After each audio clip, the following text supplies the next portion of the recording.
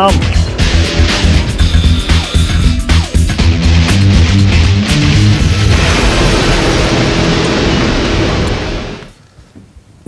नमस्कार, रात के 9 बज रहे हैं। राष्ट्र की बात में आपका स्वागत है। मैं हूं मानक गुप्ता। कोरोना वायरस के जिस संक्रमण से बचने के लिए भारत में लंबा लॉकडाउन जारी है, आज उस लॉकडाउन के 62वें दिन भारत में भी ऐसा लग रहा है महामारी रुकने का नाम नहीं ले रही है। 25 मार्च से जारी लॉकडाउन को 2 महीने से ज्यादा वक्त बीत गया है। इन 62 दिनों में शुरुआत में तो भारत ने संक्रमण के आंकड़ों को कंट्रोल किया, लेकिन जैसे जैसे वक्त बीता, टेस्ट से लेकर इन्फेक्शन रोकने तक की रेस में अब हम पिछड़ते नजर आ रहे हैं। 25 मार्च को पूरे देश में 519 कोरोना के मामले थे, लेकिन 60 दिन में ही हर रोज 5000 से ज्यादा मामले आ रहे हैं। यानी लॉकडाउन शुरू होने वाले दिन के मुकाबले कई गुना केसेस बढ़ गए हैं।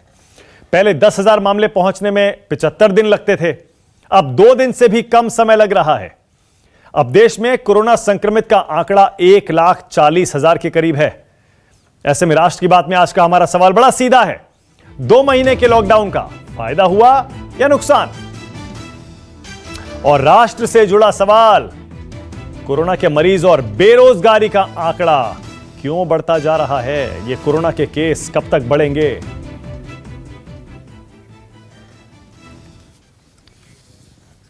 इसी पर होगी आज बहस। लॉकडाउन से हमें क्या मिला, क्या फायदा हुआ, क्या नुकसान हुआ, क्या हमने खोया?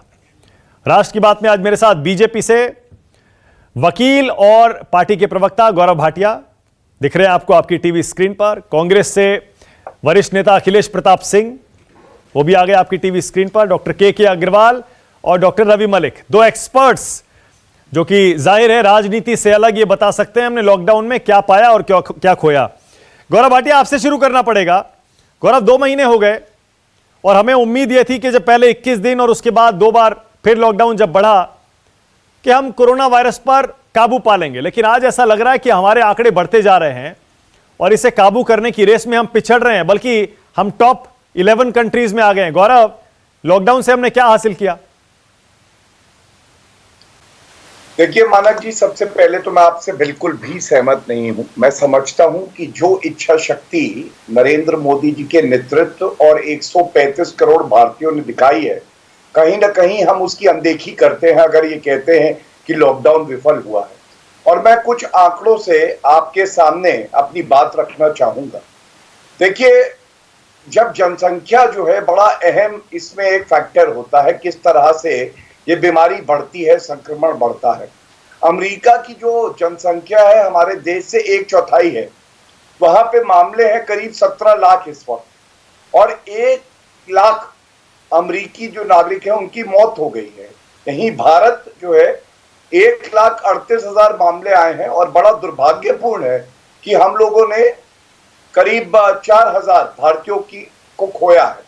ये दुखद है, लेकिन फिर भी मैं इसलिए ये तुलना कर रहा हूं कि अगर लॉकडाउन नहीं हुआ होता तो शायद आज हम भी अमेरिका, जो कि एक विकसित देश है, इटली, फ्रांस, इस तरह के देशों के साथ खड़े होते, और हम एक प्रगतिशील देश है।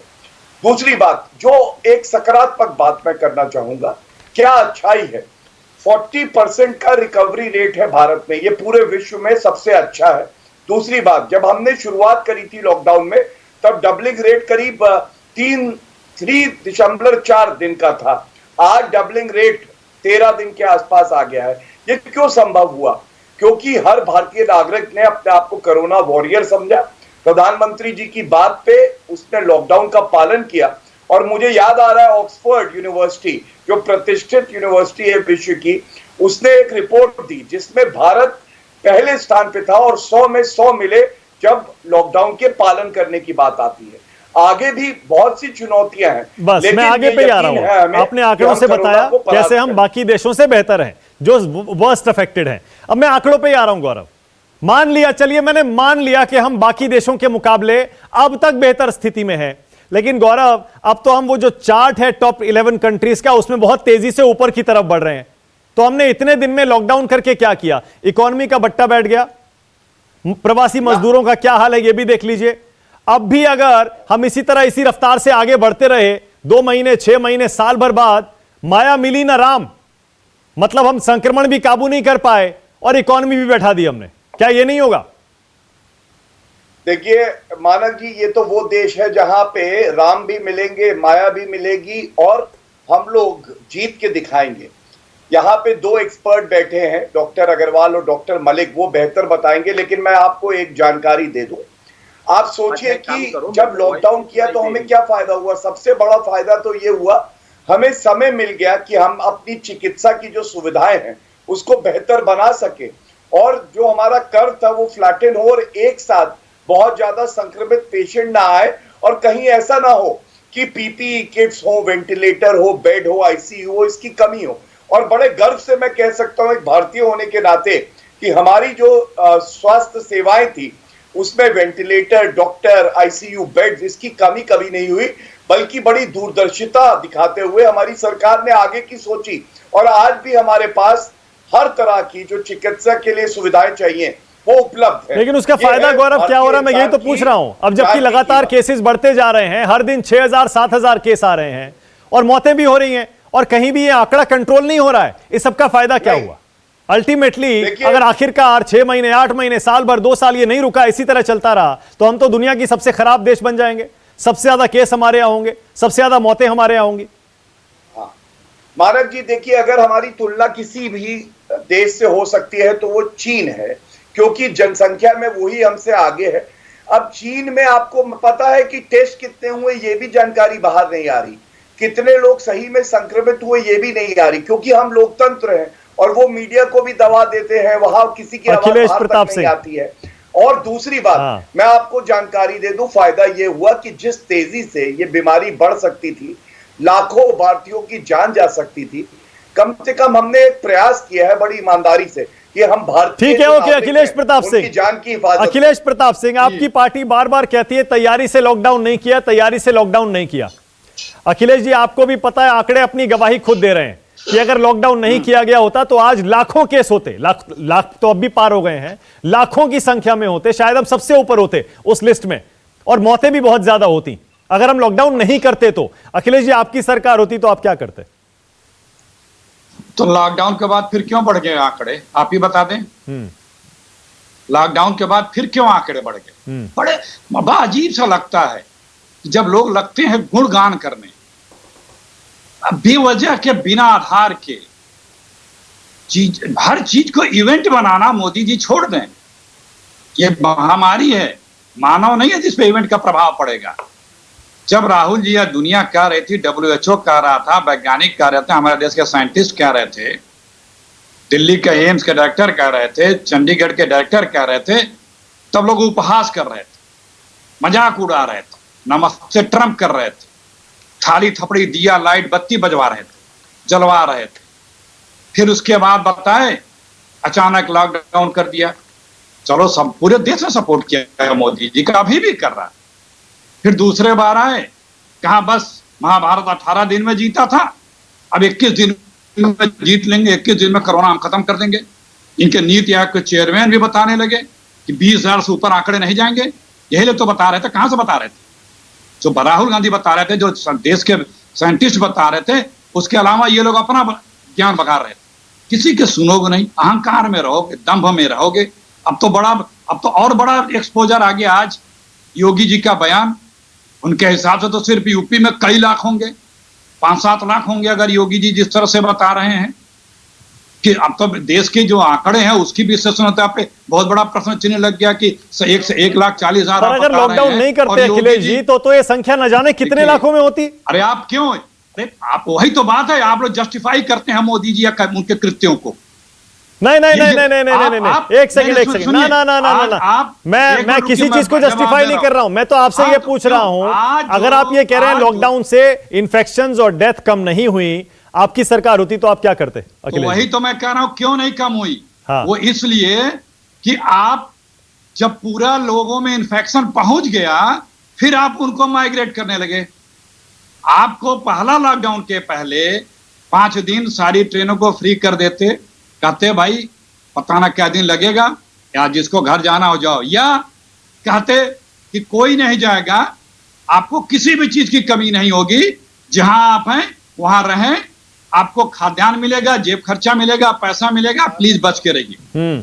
लोग जब व्यापक रूप से महामारी फैलने लगी, उसके बाद सरकार ने कुछ किया नहीं, लोगों का धैर्य टूटता गया। भाई चलो 10 दिन की 15 दिन की बात है, चलो फिर 15 दिन बढ़ गया, फिर 20 दिन बढ़ आपकी गया। सरकार होती, आप कह रहे तो आप तैयारी के साथ लॉकडाउन करते, लेकिन लॉकडाउन आप भी करते, यही कह रहे हैं ना आप भी? एकदम लॉकडाउन तो ठीक है, उसमें कोई बुराई नहीं है, लेकिन वही ना बिना विचारे, बिना तैयारी के। राहुल गांधी ने जब कहा कि लॉकडाउन सिर्फ पॉज बटन है, आप लोग भी मजाक में टीवी पे बहस कर रहे थे। हाँ। राहुल गांधी ने जब 12 फरवरी को बोला तो बीजेपी के मंत्री आकर प्रेस कॉन्फ्रेंस कर रहे थे कि राहुल गांधी जो है पैनिक क्रिएट कर रहे हैं। तो आप लोग भी कई चैनल बहस कर रहे थे। जब जो है चंडीगढ़ के साइंटिस्टों ने, आप के चैनल ने भी किया था, जब पंजाब के मुख्यमंत्री को बताया कि इस तरह से बढ़ेगा और इसको इस तरह से करना चाहिए, तो लोग हंस रहे थे। तब मोदी जी कर दे 21 दिन में ठीक हो जाएगा इनके। अखिलेश जी, लेकिन अगर तैयारी से करते तब भी काबू तो ये नहीं होने वाला था। कोई देश काबू नहीं कर पाया, हिंदुस्तान कैसे कर लेता? एकदम काबू नहीं होना था, लेकिन जिस तरह से फैला ना, देखिए सबसे पहला गलती क्या की? अखिलेश जी, महाराष्ट्र आपकी सरकार है, वहां तो सबसे ज्यादा फैला है।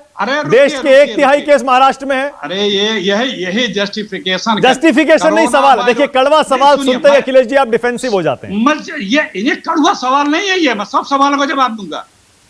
ये ट्रेन से नहीं आया है। हाँ। महाराष्ट्र में या कहीं पे जब कहा गया कि जहाजों को रोकिए, क्या कर रहे थे मोदी जी? क्या कर रहे थे? क्यों नहीं सुने? अरे तो उसके बाद भी क्या कर लिए बताइए? शुरू में तो कम केस थे, बाद में अगर बाकी राज्यों से तुलना करेंगे तो महाराष्ट्र, गुजरात, दिल्ली सबसे क्यों आया? क्योंकि महाराष्ट्र में बाहर से ज्यादा लोग आते हैं, लेके आए।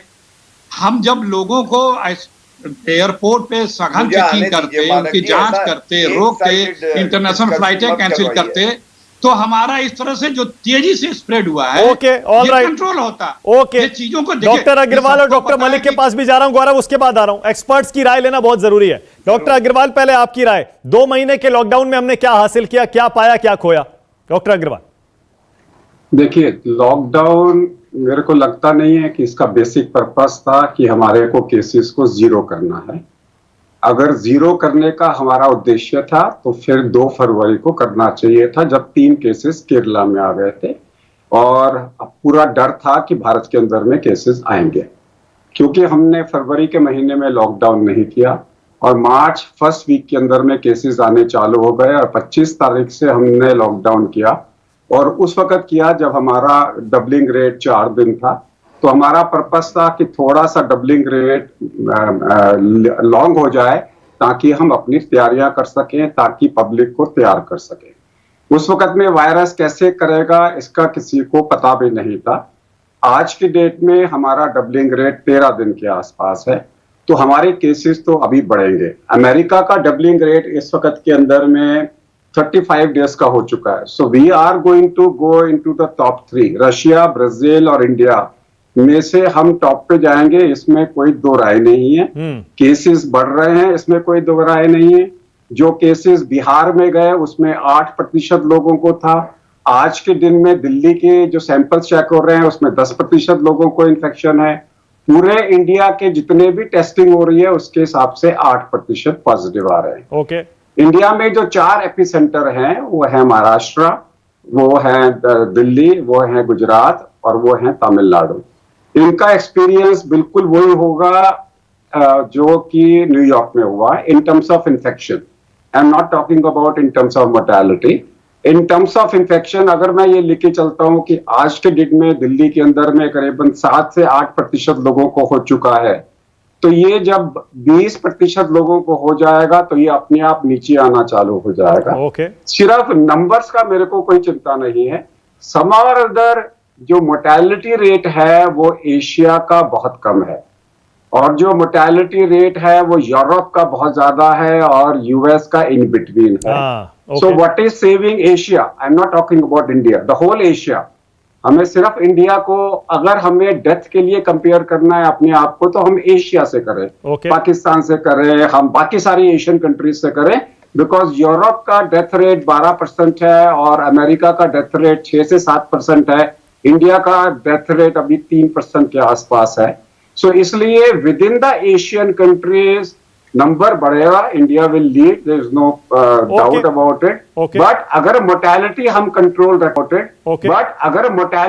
कंट्रोल रखते हैं तो I am okay with it. Okay doctor Ravi Malik, doctor Agarwal का तो साफ कहना है लॉकडाउन से अगर इस वायरस को किल करना था तो फरवरी में इस लॉकडाउन लागू करना चाहिए था, और अगर हम इस मोर्टेलिटी रेट को कम रखते हैं, मौतें कम होती हैं, तो लॉकडाउन का फायदा हो गया फिर तो रवि मलिक।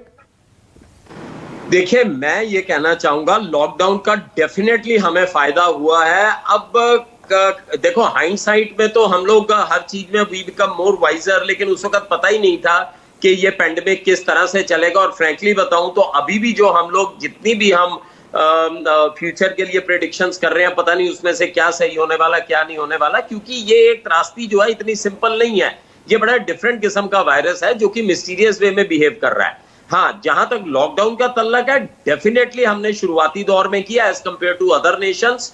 अगर आप इटली की बात करें, किसी की भी बात करें, हम लोगों ने शुरुआती दौर में किया। लॉकडाउन का डेफिनेटली हमारे को बेनिफिट मिला है। लॉकडाउन करने का यह मतलब नहीं था कि पेंडेमिक चला जाएगा लॉकडाउन करते ही। लॉकडाउन करने का यह मतलब था कि हमारे केसेस कुछ रुकेंगे, उसका हमें डेफिनेटली बेनिफिट हुआ। अगर लॉकडाउन नहीं होता, आप imagine doctor Ravi Malik, doctor Malik, कुछ एक्सपर्ट्स का कहना है कि हमने लॉकडाउन 1 जैसे किया, उसे लॉकडाउन 4 की तरह करना चाहिए था, यानी ग्रेडेड करना चाहिए था। लॉकडाउन 4 से हमको शुरुआत करनी चाहिए थी। इतनी पाबंदियां, इतनी सख्त पाबंदियां शुरू में नहीं लगानी चाहिए थी, जिससे हमारी इकोनॉमी नहीं बैठती, जिससे हमारे मजदूरों की ये संकट खड़ा नहीं होता और इतना कंफ्यूजन नहीं होता जितना आज फैला हुआ है। मानक जी, मैं आपको ये बताना चाहूंगा कि आज भी हमारे देश में 1,40,000 के करीब केस हुए हैं। तो हम किस बिना पे कह रहे हैं कि उस वक्त लॉकडाउन जो है हमारे को बड़ा स्टैगर्ड वे में करना चाहिए था और हमारे को एकदम से लॉकडाउन नहीं करना चाहिए था। देखो, उस लॉकडाउन के बाद भी आज हमारे पास में 1,40,000 केस हो गए हैं ना। नहीं, सिर्फ केसेस की बात नहीं है ना सर, सिर्फ केसेस की बात नहीं है। इकोनॉमी आप देखिए, अपने रोजगार का संकट देखिए, गरीबों की हालत देखिए, प्रवासी मजदूरों की हालत देखिए। मानक जी, मेरी रिक्वेस्ट है, मुझे 2 मिनट दे दीजिए, मैं उसी चीज पे आ रहा हूं। आप इस चीज को समझिए, लॉकडाउन से हमें डेफिनेट बेनिफिट हुआ है। दूसरी चीज है इकोनॉमी का। आप इमेजिन कीजिए, अगर यहां पर मौतें 4,000 की जगह 40,000 हो गई होती तो इकोनॉमी के ऊपर कितना इफेक्ट आता। एक एक मरीज, कोरोना का पेशेंट जो वेंटिलेटर पे जा रहा है, उसके ऊपर, हेल्थ केयर के ऊपर कितना इफेक्ट पड़ता। हमें दोनों तरफ देखना है कि अगर त्रासदी फैलती तो इकोनॉमी के ऊपर कितना ब्लो आता, और अगर त्रासदी नहीं फैली है तो कितना ब्लो आया। दूसरी चीज है, हमारे को एक ब्रीदिंग टाइम मिल गया। इन 2 महीनों में हम लोगों ने तरह तरह की पीपी किट्स हो गई, वेंटिलेटर्स हो गए, हॉस्पिटल्स को ऑर्गेनाइज कर दिया, अपनी जनता को जागरूक कर दिया। देखो, हमें एक ब्रीदिंग स्पेस मिल गया। आज बच्चे को पता है कि प्रिवेंशन कैसे करें, ये सब चीजें हो गई। इकोनॉमी के ऊपर बहुत जबरदस्त ब्लो पड़ता अगर हमारे यहाँ पर त्रासदी बहुत ज्यादा फैल जाती। एक तो हेल्थ केयर इकोनॉमी बिल्कुल बैठ जाती और दूसरी भी बैठ जाती। और सबसे बड़ी चीज है, लॉकडाउन जो है वो इमरजेंसी की तरह एकदम से लागू हुआ। अगर हम लॉकडाउन को भी बहुत ज्यादा प्लानिंग करके करते तो शायद हम मार्च की जगह अप्रैल आ जाती। तो ये तो एक इमरजेंसी मेजर लिया था, और मेरे ख्याल से, जो मेरी अपनी सोच है, लॉकडाउन जो है वो बिल्कुल सही टाइम पे हुआ है। और अगर देखा जाए, और उसका फायदा हुआ। ओके, एक सेकंड, गौरव भाटिया आपके पास आ रहा हूं। गौरव, जरा ये बताइए, जैसे मैंने अभी अखिलेश जी से पूछा, बहुत सारे एक्सपर्ट्स ये कह रहे हैं काश लॉकडाउन 4 लॉकडाउन 1 की जगह आया होता, थोड़ी बहुत पाबंदियां लगाई जाती, जिससे इकोनॉमी भी चलती, मजदूरों की थोड़ी तैयारी कर लेते, रोजगार चलता रहता, नौकरियों का संकट खड़ा नहीं होता, इकोनॉमी, जीडीपी आपकी 0% एस्टिमेट में नहीं चली जाती, और जो केसेस आ रहे हैं वो तो आने ही थे, वो तो अब भी नहीं रुक रहे। गौरव, देखिए मानव जी, ऐसे कहना, जब एक मजबूत नेतृत्व ने एक सही निर्णय लिया, बड़ा आसान होता है। हाँ, हो सकता है इकोनॉमी आधा 1% बेहतर होती और 1,40,000 के बजाय 15 लाख केसेस होते और हम 1-1.5 लाख भारतीयों को खो चुके होते, अच्छा होता। ये सोच जो है एक नकारात्मक सोच है। देखिए, नरेंद्र मोदी जी ने बड़ी अच्छी बात कही थी, शुरुआत में कहा कि जान है तो जहान है, और उसके बाद जब उचित समय आया तो कहा जान भी है और जहान भी है। और मैं आपको पुनः आंकड़े देता हूं, बताता हूं कि भारत ने कितना बेहतर किया है। देखिए, 10 लाख प्रति 10 लाख अमेरिका में कितनी डेथ हुई है? अमेरिका में जो डेथ हुई है वो करीब 300 है, और भारत में 10 लाख में कितनी डेथ हुई है मोर्टालिटी रेट? 3, मतलब 100 गुना बेहतर कर रहे हैं अमेरिका से। बात आई एशिया की, मैं एशिया के भी आंकड़े दे दूं। पूरे एशिया में सबसे अच्छा अगर किसी ने लड़ा है कोरोना के खिलाफ तो भारत ने लड़ा है।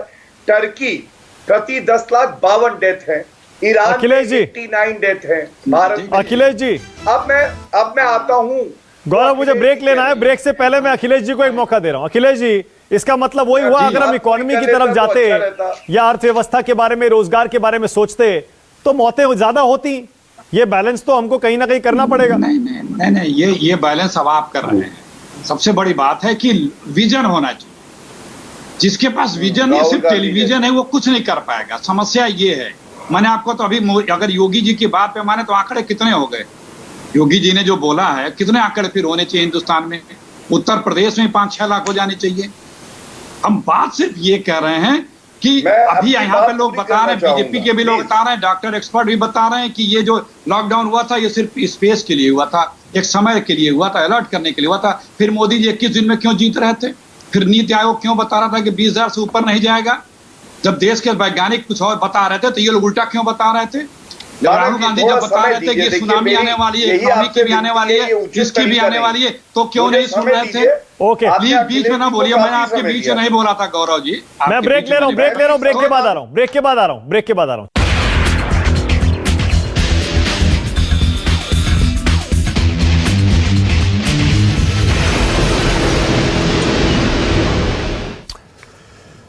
राष्ट्र की बात में एक बार फिर से आपका स्वागत है। मेरे पास समय बहुत कम बचा है, मैं छोटा छोटा कमेंट दे पाऊंगा आपको। गौरव, पहले आप जवाब देना चाह रहे थे गौरव, लेकिन कुछ भी कहिए, ये तो आप मानेंगे लॉकडाउन करने के बाद जितने कंफ्यूजन हमारे यहाँ पैदा हुए हैं, लॉकडाउन 4 के बाद जब एकदम सबसे कम पाबंदियां, तब भी जितने कंफ्यूजन हमारे यहाँ हो रहे हैं, उससे तो साफ ऐसा लगता है कि एग्जिट स्ट्रैटेजी बनाने में हम नाकाम रहे।